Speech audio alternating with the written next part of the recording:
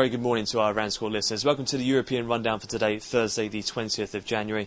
Just going through 10:30 here in London. A check around the markets. In terms of the Asian session, we did have that slew of economic data. Of particular note was the Chinese GDP, which came in quite a lot higher than expected. 9.8% was the fourth quarter print. That was above the expectation of 9.4. As such, that did reignite some of the near-term fears of further monetary policy tightening in China. And as such, the Shanghai Composite finished the session down close to 3% on the loss, and the Nikkei was also down over 1%.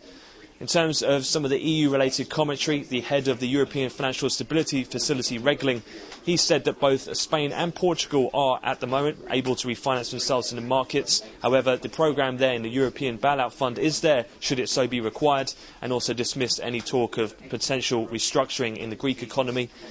And in terms of the currency markets, then the dollar index is down quite negatively this morning and has underpinned the rise in both euro-dollar and cable, both up around psychological levels. We've seen euro-dollar already move above 135.00, and cable at the moment has been testing offers around the 160 handle.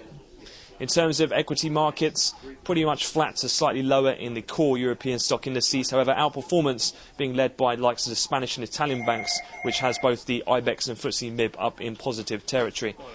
Bund futures as well have had to take on roughly 9 billion worth of supply in the likes of BTANs and OAT from France, so have traded a little lower, although we have bounced off the lowest levels since those auction went through. We're still down around 10 ticks though in the Bund future.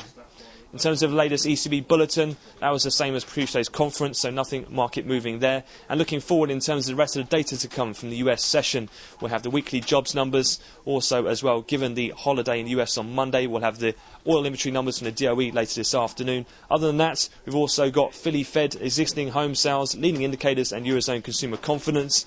And then in terms of US fixed income, we do have a 13 billion 10-year TIPS auction, as well as another purchase from the New York Fed.